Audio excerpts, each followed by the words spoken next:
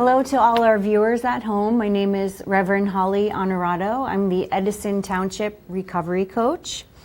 Today we're talking with Kenneth Sass from More Life Recovery Center in Metuchen, New Jersey. I'll let Kenneth introduce himself in a moment, but More Life is an amazing outpatient facility right here in Metuchen, New Jersey, which has a large population of young people addicted to substances, and that's what we'll be focusing on today. Hi, Kenneth. Hello, how you doing? Good. How are you today? Really good, really good. Would you like to tell us a little about yourself and how More Life came to fruition? Okay, I'm Kenneth Sass, president of More Life Recovery Center and 280 Main Street, Metuchen. More Life came about from my prior experience. I was in the bail bond industry. Took on a passion of helping people in that regard. From that, I transitioned to the addiction field and decided I wanted to take on a career there. And it's pretty much, in my opinion, very equivalent, just two sides of the same coin. And it just became my more recent passion of what I pursue, in helping people. Mm-hmm. Thank you so much for being here with us today. Oh, thank you. Can you tell us a little about what services More Life provides? Okay, so More Life is a substance abuse addiction facility where we treat substance abuse, of course, and dual diagnosis mental health as well. Meaning if a person has a substance abuse issue, but there's a co-joining mental health component as well, it's diagnosed as dual, but the substance is the primary.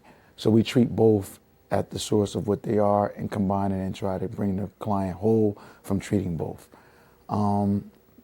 We also refer out for different services with a medical component when there's different things going on with your overall health.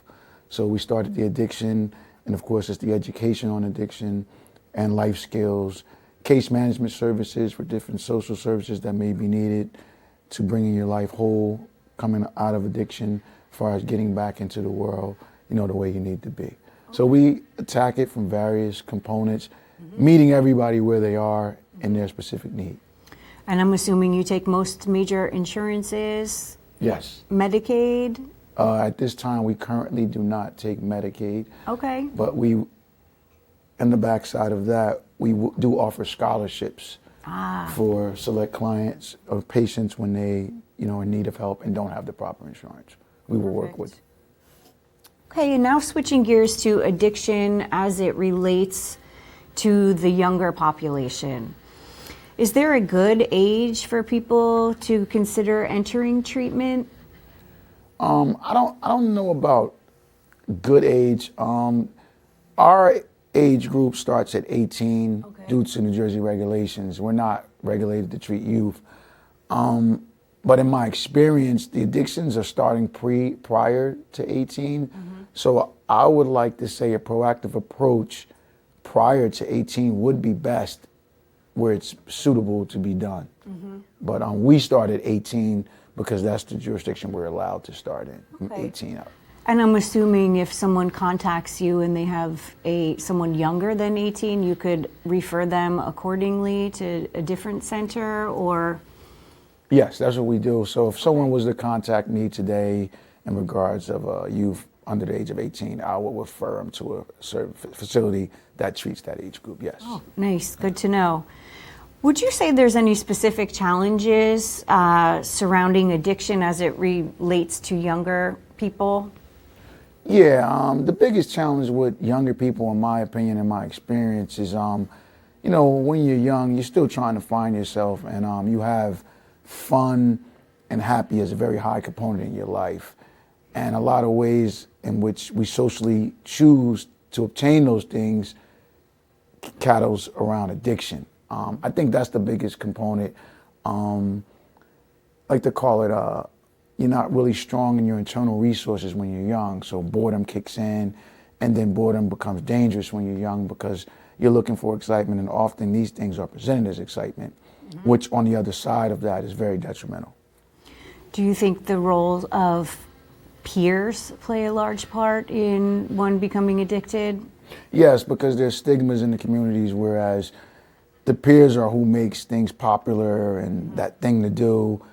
And when it's that, you know, you get the kid who doesn't want to be left out. You know, they want to be a part of the in crowd. And once you get a part of the in crowd, it's kind of where you gravitate towards things that usually are not that good for you. And the times we're living in now, it happens to be drugs, which is a very high epidemic.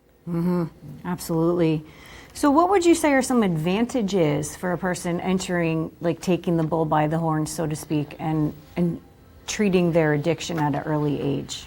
The advantages is that, you know, if you're in a good program, which I try to tailor my program with, is a lot of good insight.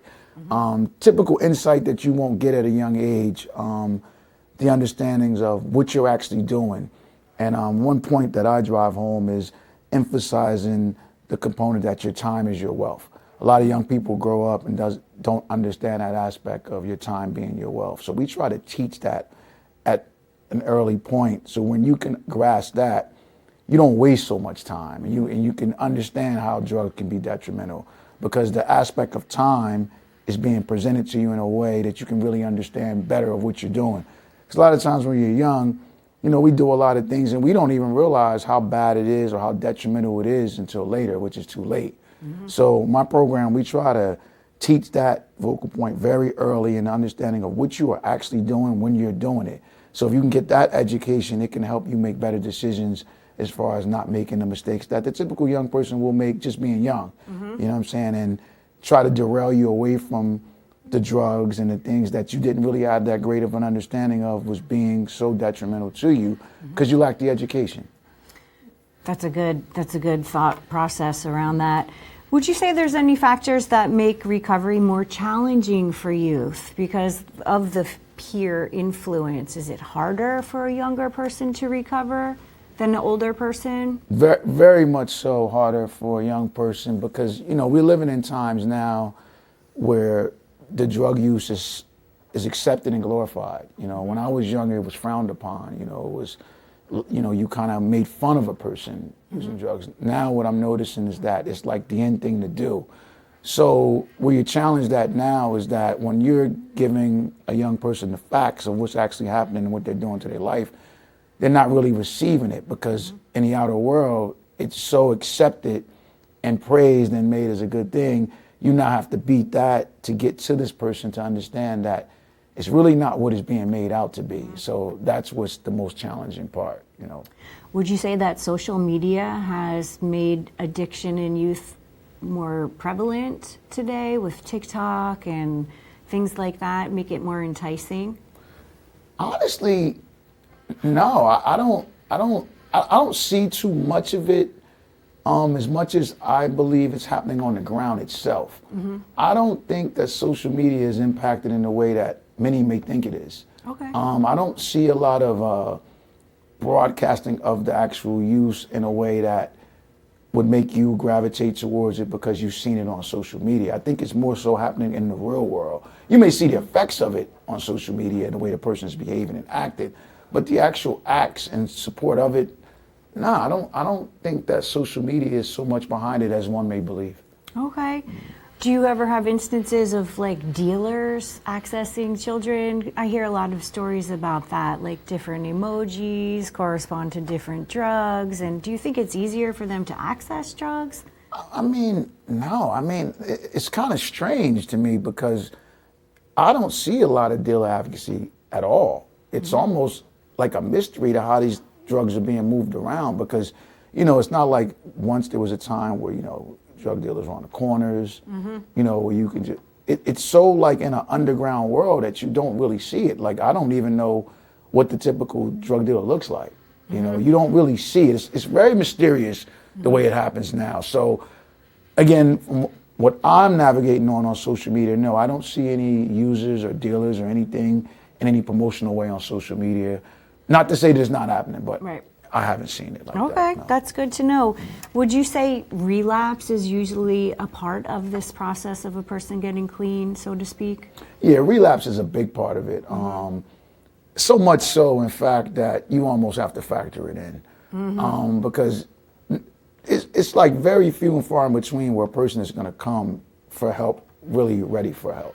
Most of the time you're coming for help because you just know you should get help, but you're not really there for the help. So you're not taking the help serious.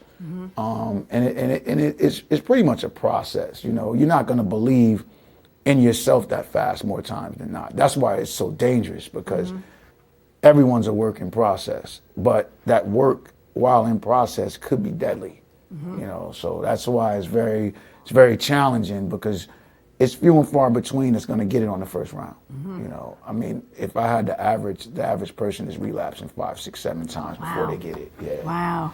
Yeah. So would you say most people come to treatment because of their own volition, or because they're kind of urged to do so by their family? I think it's more, you see it more with mandates, where it's court mandated. Not so much family. Of course it happens, because there's always exceptions to the rules, but if I was to broadly answer that question, I would say pretty much you're going to see it because of legal mandates. Okay. Yeah. Now, if someone is, so to speak, a serial relapser, keeps chronically relapsing, is there a number of times that they can relapse before more life, or a treatment center will say, no more, we've tried with you, we can't help you, or do you allow them to keep coming back and trying again? Yeah, so what our clinicians do, they establish what we call a treatment plan. So within the realms of the treatment plan, there's target goals of short, mid, and long-term goals. So within the goals, depending on how you are attaining your goals and you're relapsing, you will be assessed. If we assess that a person is continuously relapsing and not even progressing in the goals in the treatment plan, we would refer to a higher level of care, because it's pretty much demonstrating that our level of care is not meeting the need of the patient. So we will refer out to a higher level of care to get that patient the need that they actually, you know, at the time need, because it's clear our level of care is not working. So we will refer out. Do you think more people have a higher success rate if they enter into a sober living facility while they're coinciding with their treatment? Yes, I believe so, because when you're people, places, and things is a big part of it. It's very hard, nearly impossible, for someone to beat addiction in the same environment that they acquired the addiction. So the sober living, a good, strong sober living component is very critical into a successful recovery. So yes, I believe that a recovery environment is very important and relative. And I'm assuming you can assist them in finding a good fit for a sober living facility as well? Yeah, well, we refer to, you know, facilities that's locally in the area, which would, you know, make it so you can make it to treatment, because we're an outpatient facility. Okay. So we will refer to local facilities that's in the area, you know, to make that feasible for you to treat with us, if in fact the sober living component is what you are, you know, seeking. A lot of our patients are coming from home, because at an outpatient level of care, a lot of times you'll come from a residential level of care, which you were in a sober living environment, and now you are ready to treat at an outpatient level, whereas you can go back and forth. Okay. So it's just some instances where it's a little more intense, and the sober living component is still necessary for the outpatient level. But if you have good family support, you can, in a lot of instances what we have is you come from home, treat, and you go back to home. And it's actually good, because family support is a big part of this. You know, absolutely. Minus the family support, it becomes, you know, almost impossible, you know, because you need the patient to feel like who loves them is in their corner and in support of what they're trying to do. And it's like gives them the motivation to want to do it, because these people have seen you go from such a high to a low. A lot of times the trust factor has been erased. So you get the opportunity to gain all that back, and all that at some point starts to serve as a motivation to a successful recovery. Excellent, thank you. So if a young person knows about a friend using drugs or alcohol, how could a young person go about helping their friend? A young person in that situation, the best thing they can do is understand that there is no scrutiny in reaching out and trying to get this person some help. It's actually saving a life. Because we're in times where it's so devastating out there that I see a lot of experiences where the kid did it one time and died. Fentanyl. Yeah, one time. And what the choice of drug that the kid may have tried was not known to be deadly to him. You know, so I think that it's very important for a young person to inform someone if he's around someone, you know, even speaking of potentially using, to try to get that person some help immediately, because you could potentially be saving a life, because it's that risky at this point. Yeah. So contacting their family member or Family someone at member school. for sure. You know, if you're talking to friends or associates, let the parents know, you know, even if you have to do it in a way where you let the parents know, you know, not to mention that you were the one that informed them, you know, but however you got to do it is very important that you get that information to a loved one and understand the importance of it, because it is a matter of life and death. What would you say to someone out there who is actively using right now? Is there a way to stay safe with fentanyl so prevalent? It's impossible. If you're actively using right now, the best thing you can do for yourself is to choose life, and by choosing life, to seek help immediately, because the line is very thin. You know, it's one use away from it actually being your life. You know, the fentanyl is showing up in all types of drugs. You know, it's not just in the typical drugs that was once said to be in, which was the heroin. It's now in pill forms. It's in cocaine. It's everywhere. So if you're actively using at this time, I would, you know, recommend that you seek some support immediately to spare yourself those dangers of potentially coming across some fentanyl, which could cost you your life. Thank you so much. So as a person, one last question. As a person exits treatment and is ready to begin their life over, would you say it's more difficult or challenging? Is there still a negative stigma with regard to them finding a job, employment, a place to live? Or would you say it's just a level playing field? It's definitely not level, in my opinion. It can be very challenging. So what my program does is we start from day one what we call discharge planning. Discharge meaning when you exit the program. So at that point, we start to build on your life skills, start to see what it is that you like to do. Me, personally, I like to identify passion. I talk to patients about the importance of understanding what you actually like to do, right? Because especially coming out of addiction, that's very important, because if you get out of recovery and then you go into a bland working environment that really ain't what you want to do, just kind of going through the motions, that can be a trigger back to the drugs. So we try to do a very strong educational point of identifying what it is you like, and to be comfortable with identifying what it is you like to do, because that is the most important piece that I think happens with a lot of people. They never really get into their passion because they're just going through the motions of life of, you know, trying to live. So we take special interest into that piece there. So by the time that a client has reached a successful point of discharge, they kind of know what they wanted to do. And in a lot of instances, they already started trying to do that type of work or got into school for it. And we've built their confidence up that it's okay to actually go after what you love to do, because that's what's going to keep you clean more so than anything. The moment you go out there and you get into a job that you hate, it's the depression that's going to leak back in that's going to cause the relapse and send you right back to what you just conquered. So yeah, I think it's very important. We take much pride in our discharge planning and our discharge summary all the way throughout the treatment plan to make the client leave successful and feeling like their legs are underneath them and they're ready to embark the world on their own. Thank you for that. And I would agree with that. I believe that identifying a person's passion is what kind of sets more life aside a little bit and why it's so successful. So thank you for being here and sharing all of this wonderful information.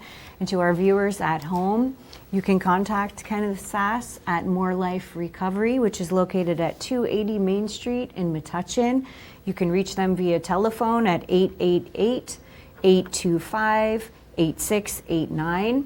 Additionally, if you have any questions or would like to contact me personally, I'm always available. I can be reached at 732-248-7295.